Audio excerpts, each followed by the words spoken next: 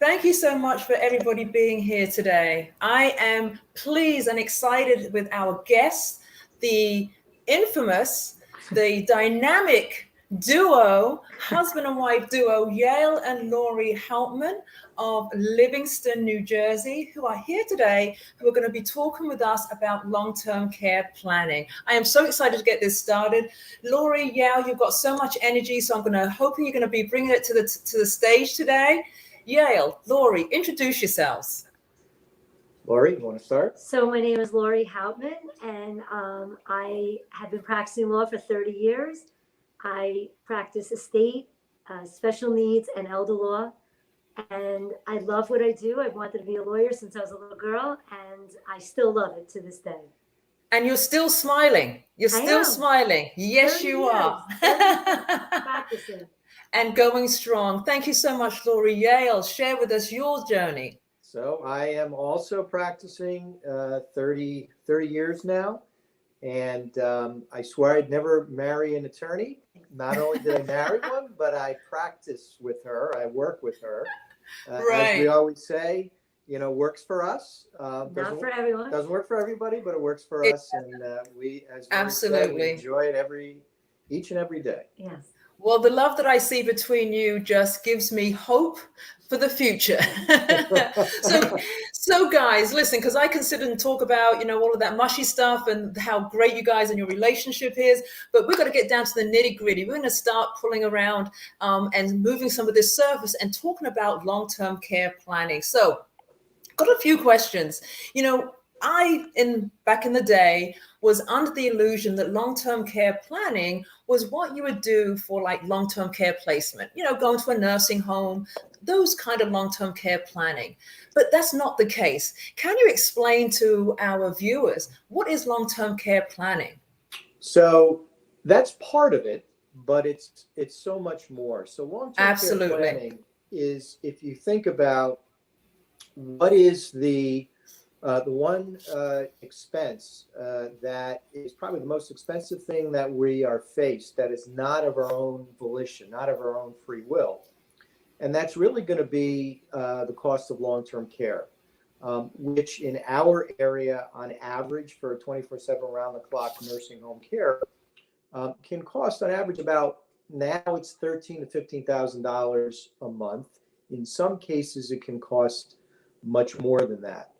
And a large part of what we do is trying to figure out how to pay for that care and what choices to make, because it doesn't work on autopilot, and it's not one size fits all. And It's not strictly about the finances as well, but there's so much information out there. There's so much misinformation out there. And so what we do as long-term care planning attorneys is we really guide folks on how to process the information. It's all about options. Right. The best long-term care plan is about options. And the more options you have, the better your choices are going to be. And to preserve those options, you really need to plan ahead, ideally. Although we do as much crisis planning as we've ever done, because, human nature is we don't want to really deal with it. It's an unpleasant subject, so we kind of push it off, and not deal with it until it's forced upon us. Right. And Laurie, I'm going to pose this question to you just to piggyback on what Yale has just said. It can be difficult, right? But in addition to you just planning, the A, B's, and C's, you've also got the families. And everyone, I've got 5 siblings and everybody's got an opinion, right? Yes. And a lot of the time you guys find yourselves in that spot where you're having to balance, bring reason.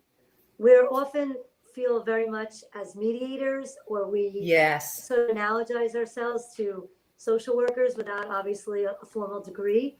But it's really engaging in a dialogue and having the families come together, the family members come together to have, a game plan. And often it's the first time that they're having conversations in difficult topics, in a sense that for many years, it was the parent taking care of the child, for example, and the parent having greater knowledge and information. And now it's kind of a role reversal. And it's now children having to sort of have that, I say the talk, the parent had the talk with the child when they were younger. And now it's the children having the talk with the parent. And it's really, but it's a shift in dynamics because there's always a sort of a desire still for a parent to have autonomy and independence and privacy. And yet children really need to know what's going on with your finances. What do you have? What's your debt situation? Do you have long-term care insurance? Do you want to live home and work with a home health agency? Because planning is what I wanted to say before, is that planning gives you options. And when you run, and money gives you options. And when you run out of money, you run out of options. And even home health care agencies where we live, 24/7 care costs money. Appropriately so, they're providing a service. Right, so right. I think that it's a matter of, as Yale always says, we can say things to our clients that their children can't say to them, as we may have difficulty saying to our own parents. And you have to act as that go-between. Right. And when we first started practicing law, these were our grandparents, and now our age group, these are our parents, because we're in our 50s. And it's really sort of a whole dynamic. But the answer isn't not to have the conversation. It's because it's difficult. It's important to have it. Absolutely. And again, you can take that piece by piece, but it has to happen. And again, want to piggyback on what you've just said, Laurie.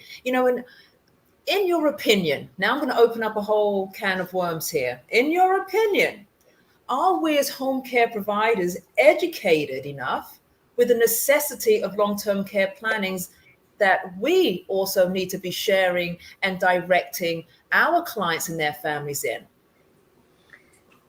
I mean, give it to me.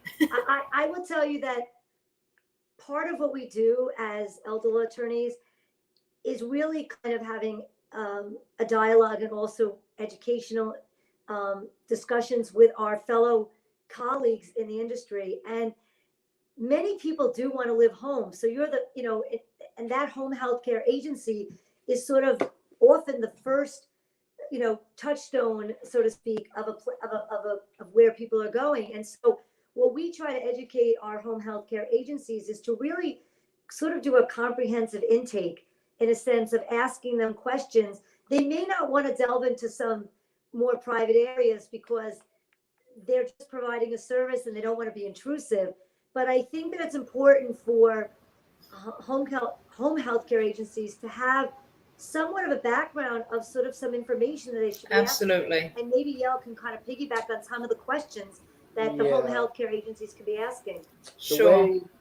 The way we kind of approach it is, as the attorneys, we're in a somewhat of a unique position in that we can get a lot of the information that, for example, the home healthcare companies can't, because from the mindset of, the consumer, if you will, they contact the home agency because they think they want to hire aides to assist. Just home care. Right. It's pretty straightforward, right? It's pretty straightforward, but from their perspective, it is. And it's sort of like, I analogize it to when you go to buy a car, and if the car dealership asks you a whole bunch of what the consumer believes personal questions, say, listen, I'm just here to buy a car. Okay. Why are you asking me all these questions? They don't understand in this realm that a lot of those questions and a lot of that information that's generated from those questions is helpful has an impact. Has an impact. It's helpful to the client, to the consumer, but it's also helpful to the home care agency, because a lot of times the roadblock is, people have the mindset, I can't afford this, or they have sticker shock. I don't know how I can afford this. And what we found over the years, the knowledge, the personal finance knowledge that a lot of people have, the average population has, is not at a very high level for a lot of people. And they're not, or they decompartmentalize and they say, well, I can't afford this, because they're not considering something that they ought to be considering, or they're not tapping into, so let's say, long-term care insurance, or they're not even aware that there's a government benefit that may be able to help pay for their care. And so to bring back to the options again. That's the options again. But to bring us into the conversation, I would say, and we do tell the home care agencies that we work with, listen, we'll give you the information, whether it's even just a brochure or just a conversation starter, to encourage them to call somebody like us. Because what we then do is show those people not only how they can afford the services of the home health agency to come in and care for their loved one, but more than that, they can't afford not to hire somebody to come in. Right. One of the things we also do, Yvette, is that the number one reason that somebody may not sign with a home care agency is that they go outside of an agency. People have a friend, a neighbor that can do care. And so what we do is that we provide off the books. They go off the books. But what as elder attorneys, if a referral is made to us from a home health care agency, we can say things to the client that they can say, but it doesn't have the same validity as it's coming from us. You. Absolutely. So we can say to them, you don't have workers' comp issues if protection, you have liability issues. If somebody is sick, who's going to substitute in? And we reinforce the importance of hiring a home care agency. Again, a home care agency can say that, but it's more self-serving. And so even though it's completely appropriate and correct.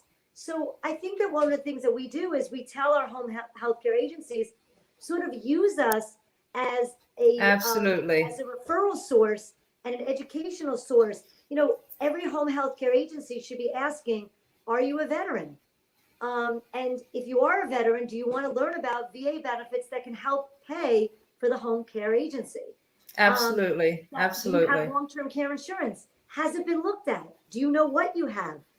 Sometimes that long-term care insurance policy, they want to hold it because they think they can't use it, right? And they often want to hold it. Right. When they think they have home care coverage, and they really only have facility coverage, or absolutely. So they don't remember what they don't know what they have because it was sold to them so long ago. So what is actually involved in preparing? How does an individual prepare? What is like that checklist that you would have with that client or that family member? You want to take that? I mean, first of all, one of the things I wanted to say was, in addition to the asking about if you're a veteran, if you have, long-term care insurances, the most important thing is that home health care agencies need to be asking whether or not a person has documents. And, because if there's no agent named under a power of attorney, or there's no one that can be paying, then how are you going to get paid? There's a problem. It's a huge problem. And, I'll let Yale kind of piggyback on this, but the documents that we work with, financial power of attorney, healthcare power of attorney, and living will, they're pieces of the puzzle, where, as Yale said, the tools in our tool belt, but they're a beginning important part of making sure you're protected. Absolutely. Yeah. So, when you ask the question, like, what information, how do you start the process? So when somebody calls our office, for example, the way we're set up is there is a lot of information that we need to be able to figure out how we can help somebody. And there's an intake process. There is absolutely. And there are no two situations that are exactly alike. Sure. So our office is set up. We have an intake coordinator, and her job is strictly to gather the information that's necessary and copies of whatever documentation exists, so that we can review it. And then she schedules a phone call with either Laurie or myself to go over what options are available. Because when we have that call, we want to not be gathering the information and trying to evaluate it on the fly. We want to have the opportunity to take a look at it before that conversation. And so we want to discuss options, strategies, with those folks. Concerns, goals, what are their goals? I mean, Right. and this is all free for us. I mean, every attorney, you have to understand, handles consultations differently. We don't Sure. charge consultations, but Yeah. but the whole idea is that it's a matter of having a conversation. So what we try to tell our home health care agencies that we work with is, let us be a liaison for you, because until that person signs on the dotted line and retains you, you know, in essence, they may not understand that, one, they could afford you. They may not understand that there's a benefit that could help pay for you. Right. And so an elder law attorney can really be sort of a partner with a home health care agency, in a sense that we provide solutions and revenue streams to pay for your services. For your services. I totally, absolutely agree 100% with the analogy. And one of the terms that I use for our owners and in our group is, power partners. And I'm sure that everyone has heard that, power partners. We need a Yale and Laurie as one of our power partners, right? Because it all comes in together, right? Mm-hmm. Right. So absolutely. So it goes back to, is long-term care planning expensive? And I think that you touched on this, guys, in terms of your answer. Is long-term care planning expensive? Because that can be one of those things that prevent anybody from picking up that phone and calling into Hauptman, right? Right. So the way I would answer it is, it's not expensive in relation to what you're trying to accomplish, number one, which is you're trying to protect a nest egg. Number two is, it doesn't cost you anything to find out what, at least when you call somebody like us and the way we're set up, it does not cost you anything to find out what your options are. We always want to leave every call with, with some solutions. Or if they're, occasionally, sometimes we look at everything and we say to folks, you know what, you have everything in place. There is nothing that we can add to this. You're in good shape. And that will give folks peace of mind to know that that they've got it taken care of and they've got it covered. And sometimes the situation is, we're at a crossroads. So, when somebody calls us, for example, and their loved one is in the hospital or still rehabilitating, sometimes we don't know which direction that person's going to go in terms of their recovery process and what their needs are going to be. Are they going to go home? Are they going to go to a facility? And so the answer sometimes is, you know what? I'm not sure exactly which, I can't send you down a particular road or lean a particular direction until we kind of wait, a couple of weeks, a month, or two, whatever, and see what kind of recovery your loved one's going to make. Right. So, so the cost will vary, but, in every situation, we quote, a fee. We work on a flat fee basis, because while a lot of people will call up and say, well, how much does it cost for a power of attorney? How much does it cost for a will? How much does it cost for a trust? It's too many moving parts. And it's not, these are merely the tools that are used to accomplish what we're trying to accomplish, which is helping people problem solve this big, kind of long-term care blah that's out there. And how do you solve that problem? And it's not. You really are putting the pieces of the puzzle together. Well, that and what I always say to somebody when someone said to me, I can't afford it, I say, I think you can't afford not to do it, because absolutely you spend your whole life growing your net worth. Sure. Okay, so that's kind of the mindset as we're younger and we're growing and growing. And at some point, then you're in protection mode. You want to protect what you have. Well, sometimes you have to spend money to protect it.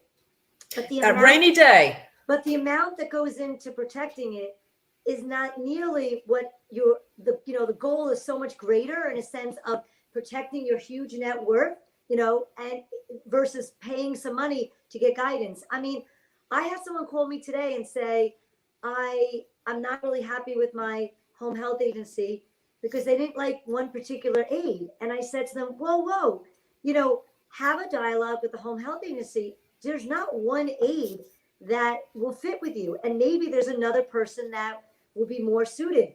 And so the answer isn't to go to another home health agency. And what I was able to do as a liaison and a person that's involved with the family is to say, speak to the home health agency. To me, it's the way the home health agency reacts in terms of your and responds to it. Absolutely. Right. If they don't say, let's get somebody else in or tell me what the concern is, that's a different story. But often the point of what I'm doing, especially when I'm working with the home health agencies and someone looks at a contract and wants to know what this means, I just feel that there's so many moving parts, as you say, and it can be overwhelming for our clients, for the seniors themselves, for the family members.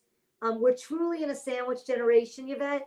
We have people that are still working, in their 50s. Absolutely. And trying to balance children. It all. Right. Young children and parents that are needy. Yeah. You're right. So let me move on to a question about the consumers. So we know our consumers are more educated than, maybe 20 years ago when I first started on the circuit, right? They're more educated now. But what shifts have you seen in your practice that has led you to believe that they are moving in the right direction of actually looking at long-term care planning as a positive step, as opposed to, don't want to do that step? You know what? I've felt or sort of expected that over time, people would plan more. But Yvette, we still get as much crisis planning as we've ever had. And this has been going on for 30 years. I think it's been a little better since a little uptick of better since COVID. Because of COVID, a little bit more proactivity. But in my opinion, and I think everybody should be addressing it in a pre-planning situation. It's maybe I have unreasonable expectations given what I do, but it's still not enough. Folks don't pay attention to it. And again, it's because it's an uncomfortable subject. Nobody really wants to think about it, which I understand. Right. I think the problem is that people think it's not going to be them, that it's the other person that will need long-term care. It's the other person. But the reality is that we're living longer. So when Yale and I started practicing 30 years ago, our seniors that were using aids or going into assisted livings were in their 80s, late 70s. Right. Now we have clients regularly going in their late 80s, and we have many clients in their 90s, still independent, and then now just starting to need care. So what we're seeing with longevity is that people are living longer, but here's the issue. They're not coming into more money, and so they're running out of money. Absolutely. So that's, a reality. Which is the crisis we faced. We did. We had to scramble and try and figure it out, right? And we know some of those long-term care insurance companies had to close doors, right? Merely because they didn't plan. So I have a statement, and I said, let's be proactive as opposed to reactive. I say the same thing. You go, girl. I say prepare instead of repair. Wow. I knew we was on the same page, Laurie. I really did. So here's another question for you. So at what age would one begin planning or even becoming familiar with the long-term care planning process? What would be your opinion on that? You want to take that? I mean, first of all, anyone over the age of 18 needs documents. Like, certainly they need powers of attorney because they're legally emancipated. And you don't realize that if you don't have a power of attorney, which is such an important document because it appoints a person to be a decision maker for you. It's not in lieu of you. It doesn't take away your ability, bring somebody else on. But everyone needs documents over the age of 18. I mean, an 18-year-old may not need a will at this point if they don't have any assets, but they certainly need powers of attorney. Our 3 children have powers of attorney naming us as their agents. And I think so for that part, it's not certainly in their senior years. But I think that we don't have a crystal ball as to when you're going to need long-term care. And I'm sure everyone out there that has home health care agencies, you could take care of a 30-year-old that had a mountain climbing accident. We've had 40-year-olds that have had strokes. We've had, we don't really know when you're going to need care. I think the issue, though, is, and I'll let Yale talk about it, is that there are more options out there now for long-term care coverage. The traditional long-term care insurance is what everyone knows, and I'll let Yale touch upon options that are out there now. But I think that, when you start getting into your 50s, we could say 40s because we see enough illnesses that warrant care. But I would say that at least in their 50s, to start having a dialogue about where you're going to get that revenue stream. And maybe you could touch a little bit upon these new products out there that can provide long-term care insurance and cover home health agencies. Yes, Yale. So I would answer your question, if I were to generalize a little bit, I would say for most people, when their children are through the college years and they're not paying for college, or they've already covered it, and they're starting to think about retirement, in the general sense, they ought to start thinking about long-term care planning. And that might include asset protection. It might include long-term care insurance. Some of the products that are, I call the next generation of long-term care insurance, asset-based products, which are different than traditional long-term care insurance, which is use it or lose it. People don't like it because they think that they're never going to use it. And so then I'm not going to get it.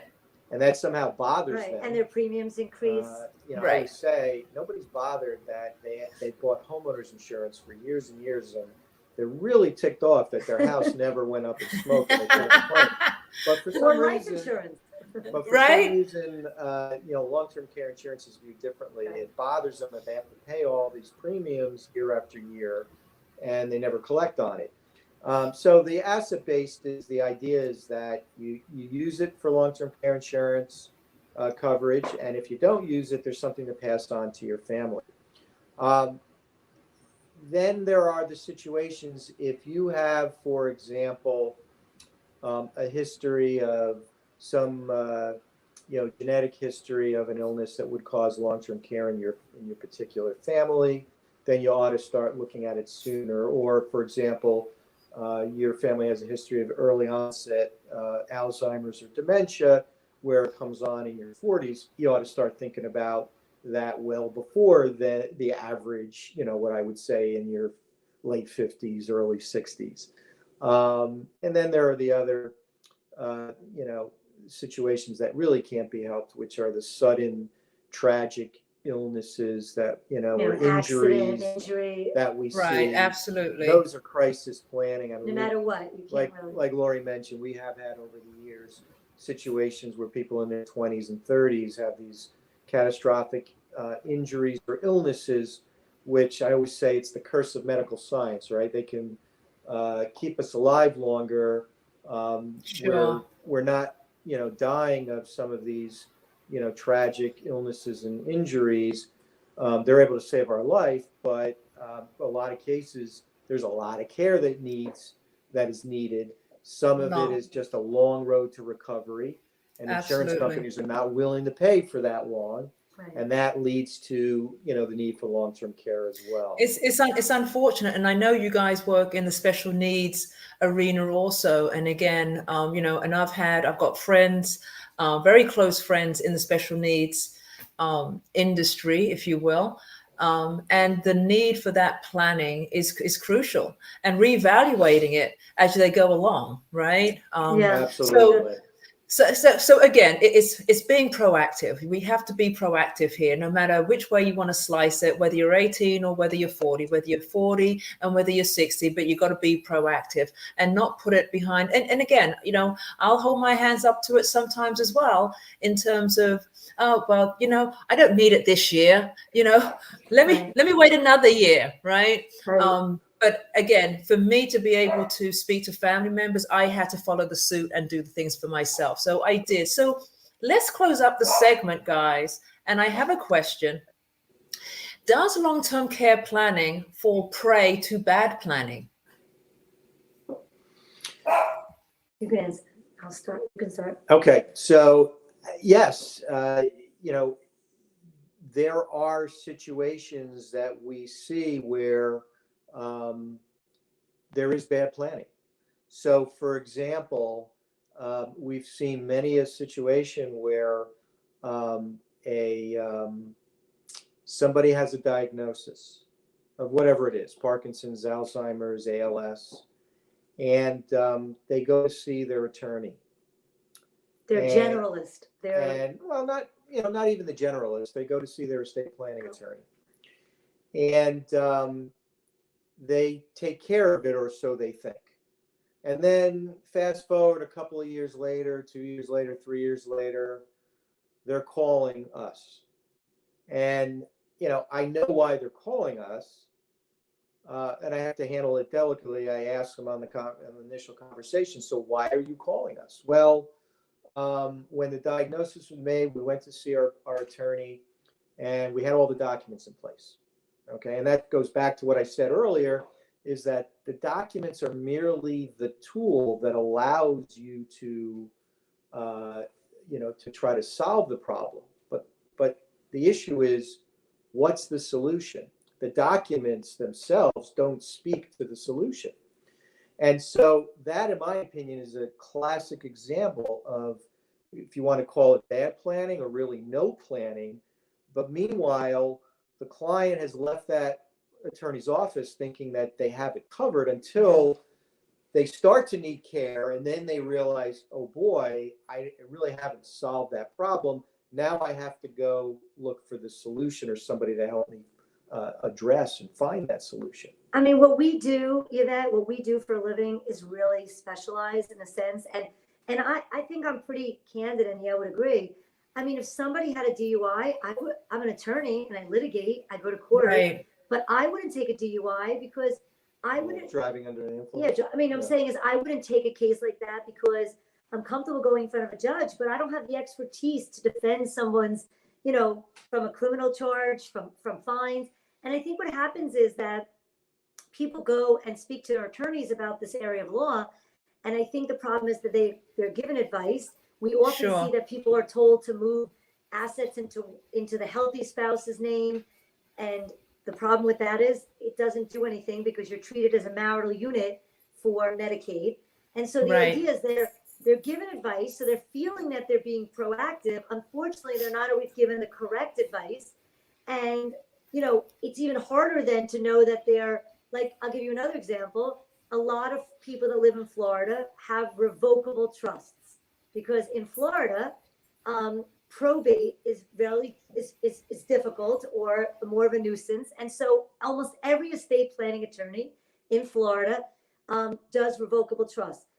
So the problem is they hear trusts and they get all excited when they come to us and they say, I moved our assets into a trust more than 5 years ago because they know that there's a 5-year look back for Medicaid, which is the government program that pays for care.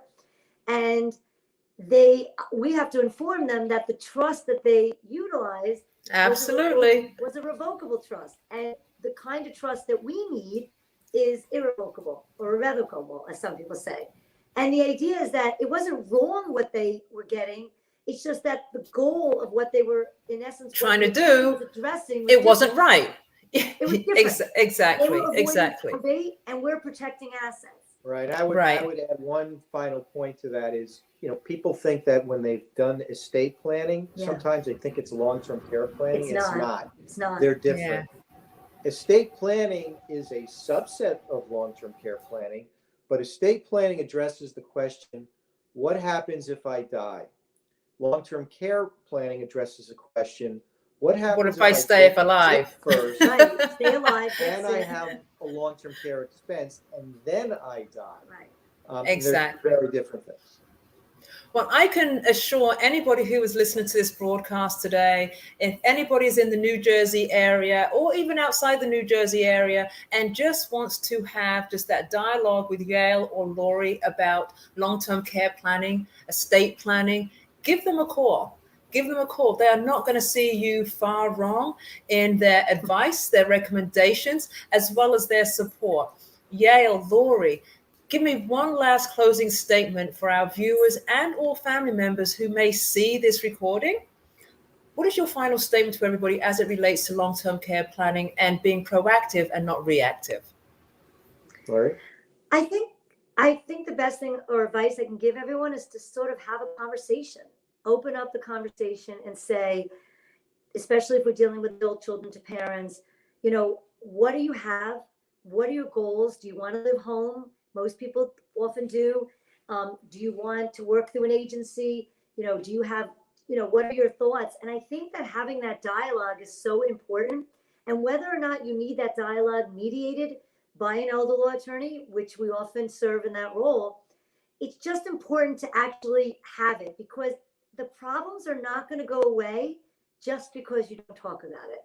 I mean, that's what is really clear about it. And what do you want to leave with your part? And what I would say is, in terms of, getting some assistance with long-term care planning, or getting the, finding the right person to work with.